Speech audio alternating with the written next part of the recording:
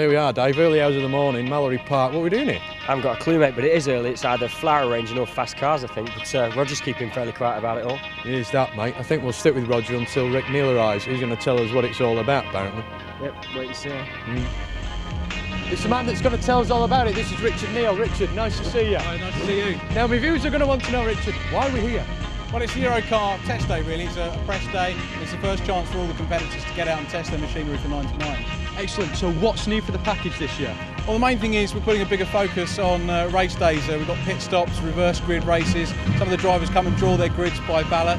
It's basically an entertainment package rather than a motor racing package. It's a full day out, fun for all the family. It is, yeah. So if you had something to say to our viewers, what would it be? Well, you're not going to see any better motor racing or entertaining motor racing than the Eurocar package. It's designed to entertain. It's not the fastest driver off the front like you see in Formula 1. The grids are jumbled up, so there's always overtaking. The cars are equal specification, so it's down to driver skill.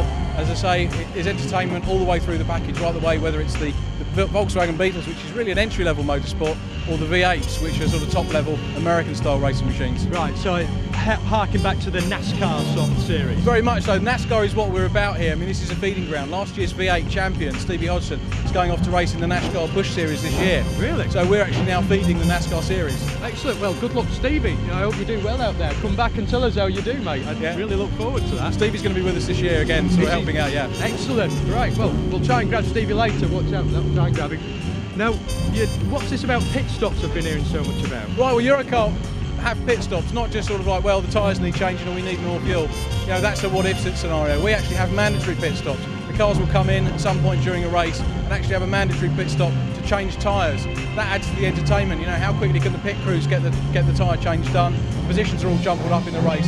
It just adds that extra, you know, what-if factor to the race. It adds to the entertainment, but they have to do them. It's not something that they, it's not an option. They have to come and do it. Right, is there a certain amount of laps specified before they have to come in? Or? Yeah, it depends on the length of the race. Normally we're looking at somewhere between, if it's a 20-lap race, you'll be looking at a pit stop between maybe lap 5 and lap 15. So halfway through the race, the drivers are going to come in. It's going to throw the whole thing into disarray, race order-wise. For me as commentator, that's bad news. That's when we lose track of things.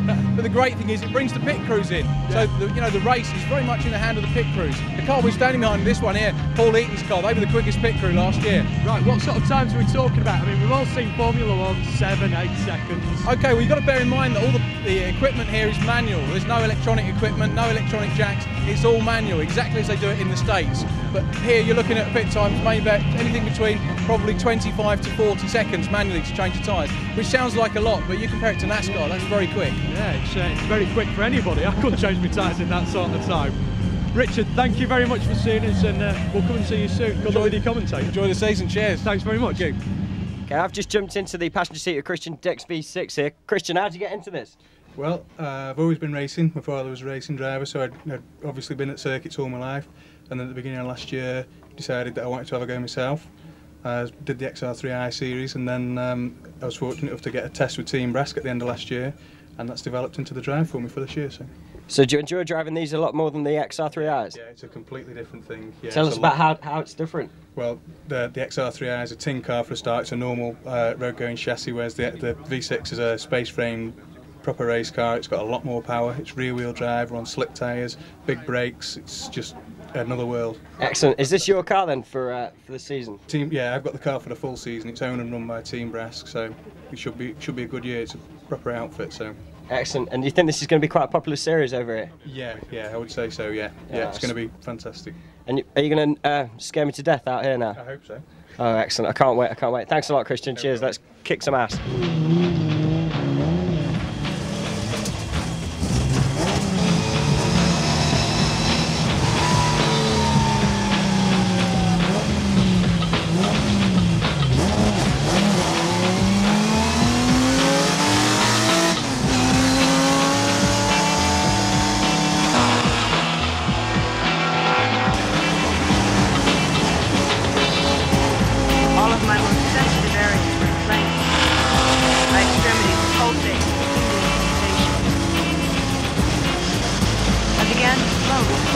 Up waves in my body.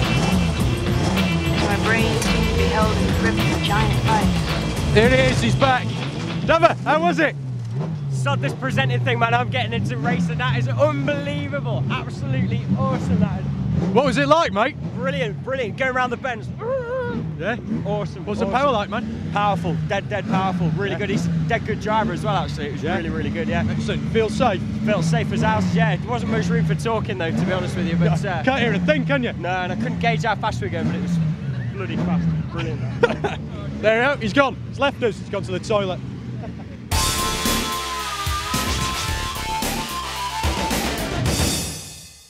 Okay, Days of Thunder's got nothing on who I'm here with today. Stevie Hodgson, how are you doing, mate? All right. I'm fine, thank you. Can you tell us a bit about what's going on here today and what your involvement with all this was? Well, basically, this is the press day for Eurocar. This is the start of the season where a lot of teams can bring the sponsors for rides in the car. It's basically a lot to do with the press. My involvement in it in the past we were in the V6 class and we won the championship in '97, and then we moved straight into the V8 class in '98 and won the championship. And you won that as well, didn't you? Yep, straight out of the bag. Pretty well, and you've got some good news lately, haven't you? That's right, yeah, we've left the V8 Eurocar series now. A bit sad really in doing it because we've been here a few years, but obviously I've got plans now in America to run in the NASCAR Bus Series, which is looking... With the big boys, yeah. With the big boys, yeah, and it's looking very promising. Excellent. Are there a lot of Brits going out there? No, I'll be the first ever one to race in it when the deal comes off, yeah. Oh, superb, superb. What kind of stuff are we talking about over there then, as far as like bigger prize money, bigger sponsorship? Yeah, I mean, as in with America, the whole motorsport vicinity is all based around itself, really, and it generates so much hype, more than what it does over in England. And obviously, then there's the money that comes with it as well. But that isn't his main thing at the minute. His main thing, obviously, is to go out and win some races. It's superstardom out there, I believe in it. I mean, the NASCAR drivers over there are the real heroes. Yeah, they're on every TV advert. Everywhere you look, it's all to do with NASCAR drivers and everything else. So obviously that's appealing to us as well. But you know, his main focus is going to be on the racing. When's your first race going to be then, Steve? I can't say too much about my plans. I mean, I know what we're doing regarding testing, racing, and with the team I'm running with. Within the next month, we will have a big launch of to which team and what races we are doing. So obviously we'll get in touch with you guys and make sure you're there. Oh, make sure you do. Well, tell us a bit about the car that you'll be driving then. The car are very similar to what we run in the V8. We run the similar engines, the gearboxes are the same. I in fact did some development work for NASCAR on the gearboxes with some companies that I work with out there.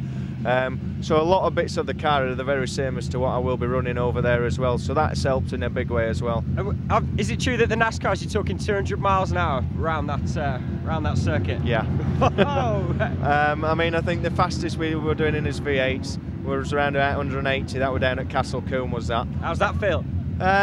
You just want to, if somebody beats you when you're doing 180 mile an hour, you just want to go quicker. So the speed side of it doesn't really affect it. So you know, the 200 mile an hour, I don't think it's going to affect us in other ways. It's just if somebody beats us, we'll just want to go faster. So are you actually going to be moving out to the States and setting up home over there? Yeah, that's right. What I've done is, the plan we've put together is, because the team that I had around me has been with me for a long time, and that's one of the reasons why we were so successful with the championships. I'm actually moving my whole team out to the US as well and setting the base over there. So in fact, it won't be just me, it'll be my lads as well that work with me week in, week out. That's fantastic. It's going to be brilliant for you. I hope it all goes well for you, Stevie. Thanks a lot for your time today. Cheers. See you soon. Good luck. You know we can't get away with him. It's time for Lobo Castro. Well, Dave, you know that a lot of street fighters don't look like this. I mean, look at this. Is it funny or what? Right, I'm going to have a go. Over to you, Devon. Good luck, Lobo.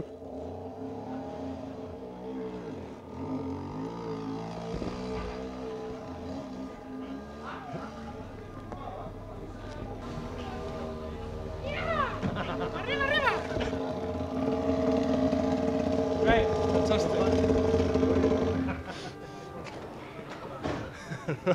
I'm shaking now. Right, over to another vehicle that they use at the pits.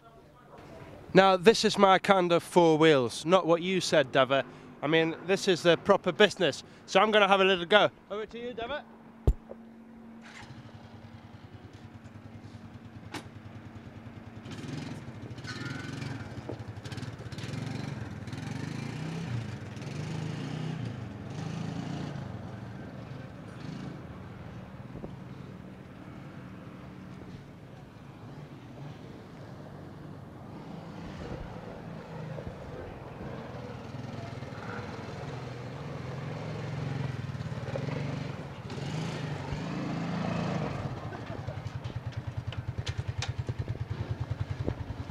Right, it was fun.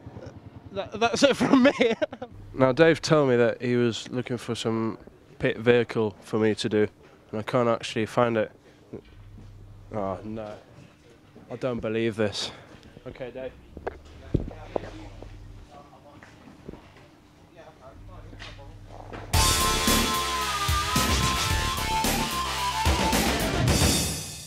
Here we have the driver of one of the lovely pickups that we have here. This is Kevin Clark. Kevin, how are you? Hiya. Right, Kevin, what is it a pickup of? A pickup? No, it's just actually it's a full space framed chassis with the panels literally bolted to it, and it just happens to be the shape of a pickup. So it's just that easy. It's not yeah, that's right. built on anything at all. No, not at all. No. No, we know the others, the V6s, V8s. What do the pickups run with? These run a 2-litre Vauxhall engine, a 16-valve engine. So what sort of power can you get out of that? They're quick enough. They're about 240 brake horse, which is pretty quick. Well, it's enough. That's right, it is enough. It handles well enough for that, and it's a good little car. You can drive it flat out everywhere, which is what I enjoy about it. I know, somebody took me out in one, and a four-wheel drift down the end. Don't tell me you were doing that as well. Yeah, that's right. I actually took the cameraman out, so frightened him slightly. Taking Lobo, did you scare him? I tried. Well, he came back white enough anyway. So the car is amazing. How does it handle? I mean, we talked about the four-wheel slides, but I mean, for racing, surely that can't be right. It depends how big the corner is, but the trouble is they handle like a go-kart, so you feel so confident in them. When you go into a four-wheel slide, you can stop it any time you want, but you just want to keep the pedal to the metal and keep going. If it's not a dirty question, how well do you actually do in the series? I had a year out last year, so whether the lads in the series have moved up a peg or two or not, I don't know. But the year I did run it for the full year, I won the Truckman Series trophy, so I was quite pleased with that. I was quite competitive. But with me, I also race a Eurocar V8, so it does take up the majority of my time, so it runs very much second place, if you like. But saying that, we're still very, very serious about it. We hope to be a front runner this year. Well, good luck with that. How much different is it between the V8 and the pickup? I mean, I can assume it's going to be huge, but go on, you might as well tell us. You're right there.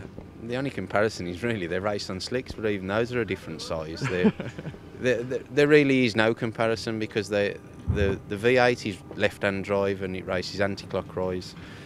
The pickup is right-hand drive and it races clockwise. So when you get the two races next to each other, it's quite a challenge actually to jump out the one and jump straight into the other, and sometimes you don't even get the chance to take your helmet off, but it's good fun. I do enjoy it. Which one would you prefer to do, given the choice? I would really like to try the pickup, the handling of the pickup with the V8 engine, because the V8 engine is just awesome, but I don't think it's only how they'll let me do it. The best of both worlds. Kevin, good luck with the series. Thanks very much. Thank you very much.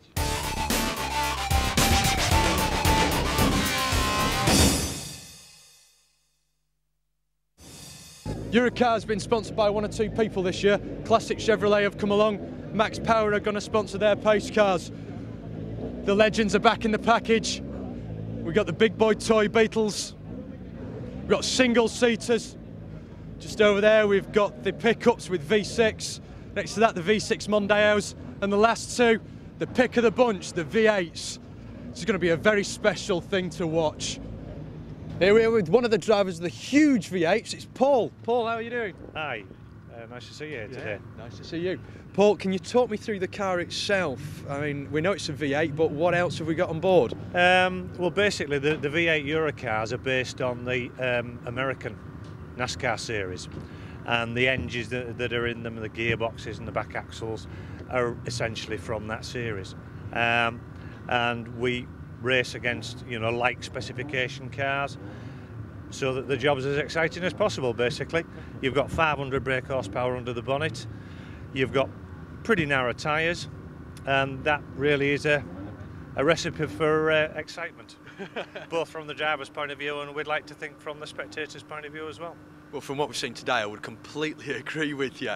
How light is the car itself? The car actually weighs about 1,250 kilograms, which is about 1.25 tons, which, you know, for 500 brake horsepower is a pretty awesome power to weight ratio, really. What sort of power to weight ratio have you got, brake horse per tonne? You've got me there. I've got no idea whatsoever. I'm sure it's large plenty, anyway. Yeah. Plenty, yeah. So, I mean, we all know about NASCAR. It's very big in America. How has it taken off in England with the Eurocar series?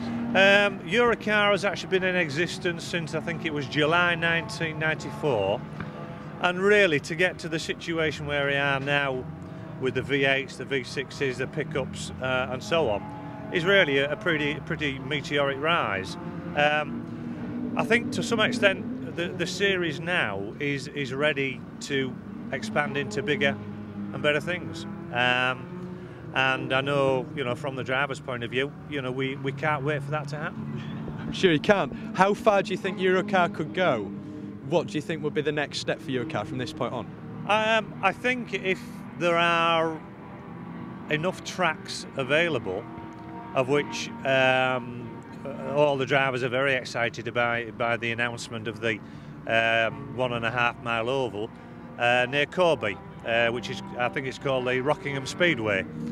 And I know there are some tracks being built in Germany, some big banked ovals. Who's to say that possibly a European NASCAR type or Eurocar type championship isn't a possibility? I mean, you know, we'd all support it with open arms. It would be nice to see, wouldn't it? It would be awesome. Right, well, good luck. I hope you do. Paul, thank you very much. Thanks very much. Thanks. Okay. I've been joined here by the one pickup kid himself, Dave Greenwood. Hey! Dave, are you looking forward to getting in I one of am these? that, mate. I am that. It's going to be top notch. Are you actually going to drive it? I hope so. I doubt it. I think I've got more chance of my own game show, personally. Let me tell you, it's going to be Vegas, baby. It's going to be Vegas, baby. You heard it from the man himself.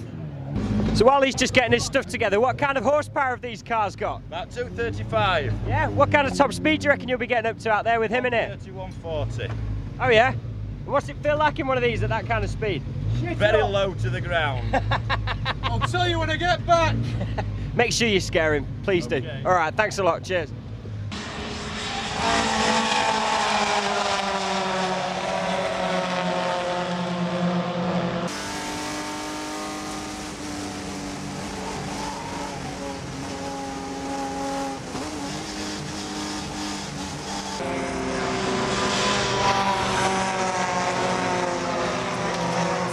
I'm joined here with Phil Woodhill. He's a pilot for one of these V6s. Phil, can you tell us a bit about these?